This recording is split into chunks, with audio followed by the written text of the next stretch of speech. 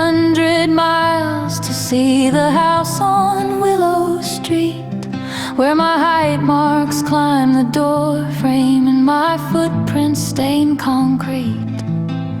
The garden's overgrown now with a different person's car, but the crack I made at 7 in the window's still a scar. My younger ghost was waiting on the porch steps by the door. Said, I thought you'd never come back through the me at 24. She wore my father's jacket that I left here years ago. Asked, did we make it out alive? And I didn't tell her no. In this town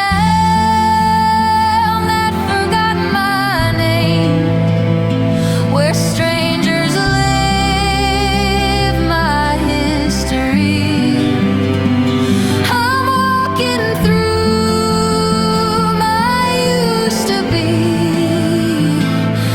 with shadows for company.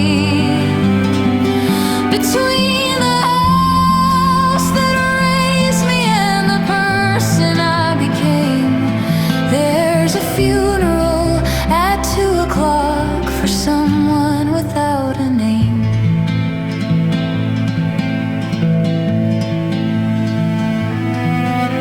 The service was at Riverside, the church I used to know. My younger ghost said, let's go in, we've got nowhere else to go.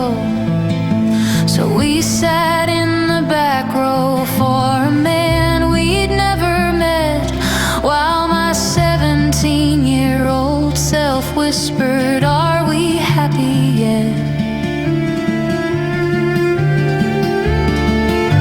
The widow held my hand and said, thank you for coming, dear.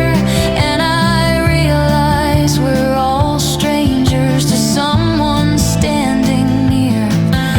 My 12-year-old was crying for this man she didn't know. Said everyone dies alone, and I said, that's not always so.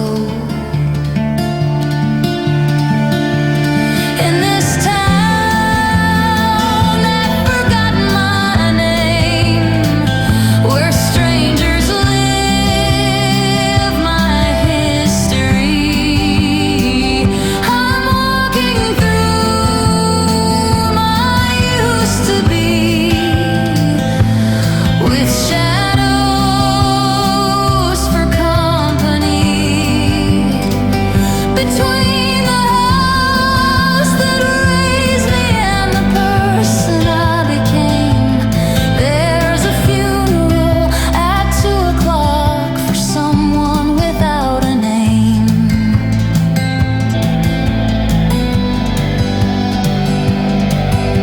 My youngest ghost, just 8 years old, tugged my sleeve and softly said, the house didn't raise us after all, we raised ourselves instead. And all my ghosts nodded slow, like they'd always known this truth, that home is just the starting place,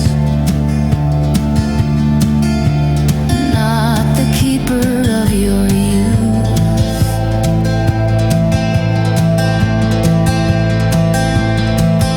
We walked back to the house on Willow, my age is in a line. My 30-year-old ghost showed up and said, you're doing fine.